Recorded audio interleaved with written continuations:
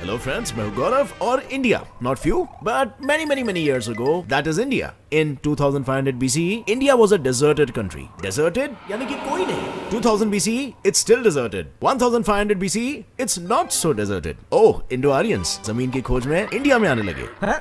Indo Aryan ये क्या कौन क्यों? Well, ये है इंडो आर्यंस, हमारे एंसेस्टर्स जो रह रहे थे लास्ट इन अफगानिस्तान, लेकिन फिर अफगानिस्तान में आ गए क्रेजी हैवी ड्राउट इश्यूज, जिससे ऑब्वियसली सब कोलैप्स्ड और बचा एक ही option, let's move to India. Well, okay, welcome to India. Ding dong, कौन है? It's time. टाइम, जो आपको डायरेक्टली 322 BC में ले चलेगा, यानी कि एम्पायर नंबर 1 मौर्यन एम्पायर के राज के समय. बट एक minute, what about Aryans? Well, Aryans ही मौर्यंस थे और मौर्यंस ही आर्यंस थे, क्योंकि मौर्यंस नॉर्थ इंडिया में थे जब आर्यंस नॉर्थ इंडिया में थे. Plus Chanakya the great Mauryan teacher के अर्थशास्त्र भी संस्कृत में लिखे थे. So now Chanakya is equal to Mauryan is equal to Sanskrit is equal to Aryan. Therefore Mauryans is equal to Aryans. अब आर्यन ना मौर्यन एम्पायर क्या था और कैसे आया? डिंग डोंग, अब कौन? It's time again. And now it's 323 BC. 323 BC जब पोरस ने अलेक्जेंडर को मार दिया, तो अलेक्जेंडर मर गए और ऑब्वियसली उनके मौत के साथ साथ उनका पावर और खौफ भी मर गया, जिसका फायदा उठाया चंद्रगुप्त मौर्य ने मौर्यन एम्पायर की स्थापना करके. लेकिन फिर वो भी मर गया, but not before capturing territories of Afghanistan and half of India. That is why he was good. But do you know who was great? Ashoka the Great. But why great? क्योंकि अशोका ने कैप्चर किया this. In short, almost the entire Akhand Bharat. Plus establish किया political unity, plus internal peace, plus expand किया Indian trade in silk, textiles and spices etcetera. Basically बहुत कुछ किया. सो अब if trade होगा तो सामान बिकेगा तो पैसे आएंगे तो लोग रिच होंगे तो वो खुश होंगे, और उनकी खुशी किसकी वजह से आई? Ashoka. So yes, Ashoka was great. King Ashoka the great. And greatness should be celebrated. इसीलिए लो मिल गया हमें इनसे हमारा नेशनल एम्ब्लेम और Ashoka chakra. But wait a minute, if he is great तो मौर्यन एम्पायर के डिस्ट्रक्शन की शुरुआत उनके वजह से कैसे हुई? वेल, उन्होंने कलिंगा वॉर में हिस्सा लिया जहां उनकी जीत भी हुई, but at what cost? 100,000 deaths and 150,000 डिपोर्टेशंस. इसका दुख उनसे सहा नहीं गया और उन्होंने वनवास ले लिया, जिनके चलते मौर्यन एम्पायर की जिम्मेदारी बृहद्रथा किंग ने ले ली. बट अफसोस, उन्हीं के सेनापति पुष्यमित्रा शुंगा ने बृहद्रथा को मार दिया और इस तरह शुरू हुआ empire number 2, Shunga empire. But फिर वो भी मर गए. फिर राजा बना वो जिसने उसको मारा और जो खुद मर गया, का बेटा अग्निमित्रा. अग्निमित्रा ने सिर्फ कश्मीर तक ही अपने बॉर्डर्स को एक्सटेंड नहीं किए, बल्कि साथ साथ में उसने मथुरा आर्ट स्टाइल को विदेशों में भी फेमस कर दिया, जिससे ऑफ कोर्स पैसा ही पैसा हो गया. पर उम्र होने के बाद वो भी मर गया और फिर एम्पायर को संभाला जो मर गए उन्हीं के वंश के बेटे देवभूति ने. पर उनकी भी एक वीकनेस थी, औरतें. राजा जी औरतों पे मरते थे. औरत का चक्कर बाबू भैया, औरत का चक्कर बहुत बेकार होता है. बेकार होता है नहीं, बेकार हुई शुंगा एम्पायर की किस्मत, क्योंकि एक अप्सरा के लालच में राजा जी अपना राजपाट कानवास डायनेस्टी के नाम कर अप्सरा जी के साथ हनीमून मनाने चल दिए.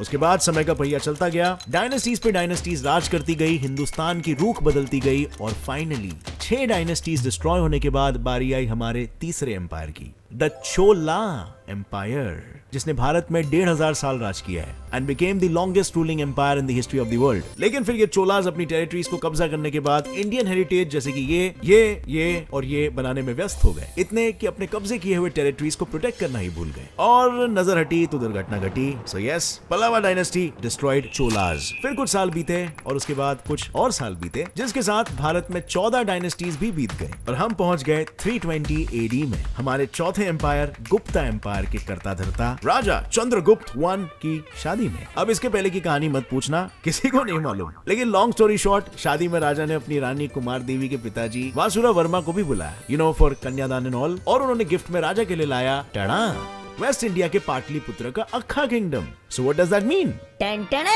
It's Gupta Empire's time. Gupta Empire लाया भारत में साइंटिफिक और educational revolution, because of Kalidasa, Aryabhata, Varaha Mihira and Vatsyayana and all, जिन्होंने संस्कृत लिटरेचर, मैथमेटिक्स वगैरह में बहुत तोड़ा और फोड़ा. लेकिन इनके राजा ने भी कम नहीं मरोड़ा. चंद्रगुप्त ने अपने गुप्ता एम्पायर को पाटलिपुत्र से आधे भारत में फैला दिया और फिर वो खुद फैल गए जमीन पर.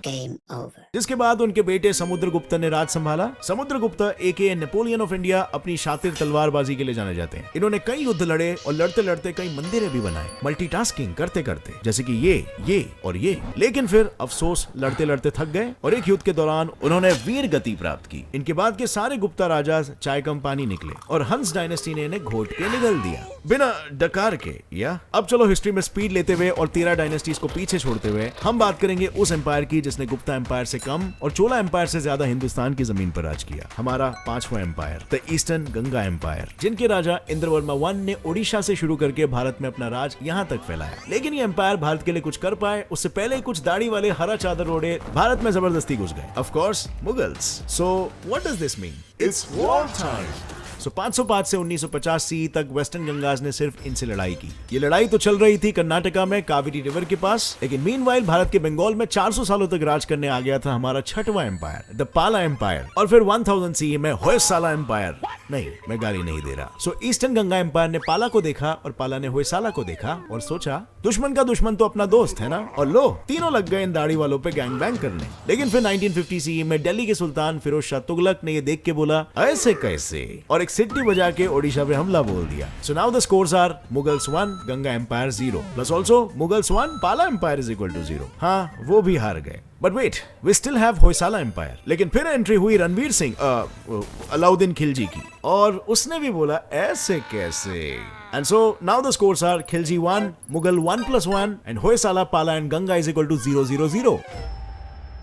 हाँ, इसके बाद कुछ ऐसा ही हाल था हमारे देश का, क्योंकि अब हिंदुस्तान पर लहरा रहा था हरे रंग का मुगली और खिलजी झंडा, क्योंकि दौर आ गया हिंदुस्तान के 8वें और 9वें एम्पायर्स का, the Mughal and the Khilji empire. Talking about the great Khilji empire, Alauddin Khilji ने इंडिया के डेवलपमेंट के लिए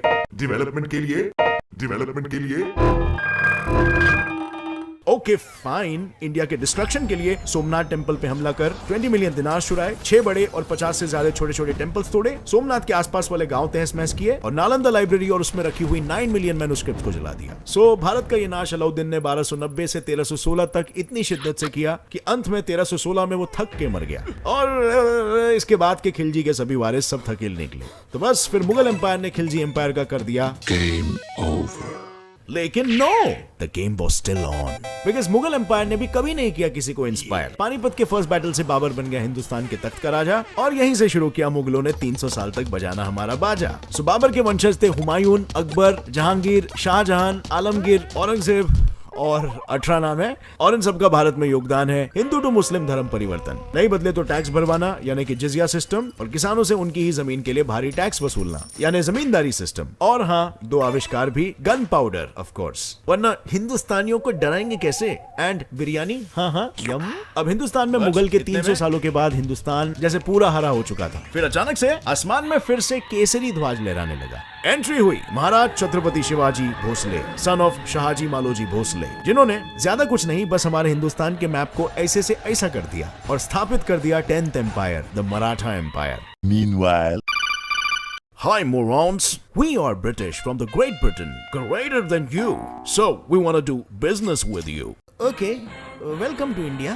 Meanwhile in Lahore, present day Pakistan, past day Hindustan, war चल रहा है। एक तरफ 11th एम्पायर के पंजाब के शेर महाराजा रंजीत सिंह, जो बाय द वे 17 साल के हैं, और दूसरी तरफ अफगानी सीख कबाब Zaman Shah Durrani, and the winner is 17 साल के महाराजा रंजीत सिंह। सो अब सब खुशी के दिए जला रहे हैं, पटाखे फूट रहे हैं, खुशी का माहौल है, लेकिन फिर अचानक ओ नो, हमसे बिजनेस का हाथ मिलाने आई अंग्रेज हमारा गला घोटना शुरू कर दिए। अब पूरे भारत में इनका नीले रंग का विष चढ़ने लग गया, which means what again? That's right, it's war time. But this time the war is all over Hindustan. And the status is, Punjab में पंजाबी शेर 17 साल के महाराजा रंजीत सिंह ने कई बार अंग्रेजों को धोबी पछाड़ हराया। लेकिन एक मिनट, महाराष्ट्र में मराठा एम्पायर का तीसरा हाथ, पेशवास का आखिरी रूलर पेशवा बाजीराव 2, अफसोस ब्रिटिश ईस्ट इंडिया कंपनी से जंग में हार गया। और एक मिनट, पंजाब में भी अब फर्स्ट एंग्लो सिख वॉर में सिख आर्मी हार गई। So that means war is over and suddenly our India, our motherland, is completely blue.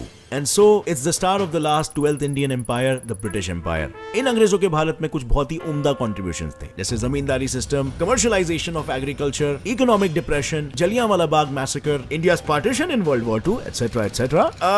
But चलो थोड़ा सा क्रेडिट दे देते हैं, जैसे कि सीरियसली इन अंग्रेजों के भारत में कुछ contributions उम्दा थे, जैसे कि railway system, abolition of caste system in Sati, updating India's education system, establishing democracy and last but not the least India को इंडीड इंडिया बनाना। लेकिन इतने में हम में से एक आदमी की सनक गई और उन्होंने बोला ऐसा नहीं चलेगा, अब मैं तब तक अनशन करेगा जब तक ये गोरे यहाँ से कट नहीं लेते। और फिर आए एक और एक आदमी जिनकी इनसे भी ज्यादा सनक गई और उन्होंने बोला अब यहाँ से जाते हो कि मैं मारू खींच के। एंड कांग्रेचुलेशंस, 15 अगस्त 1947 से लेकर आज तक हम, हमारा देश और हमारे देश के सभी देशवासी खुली हवा में सांस ले रहे हैं। Well, at least March 24, 2020 तक। Cats and Fly signing off.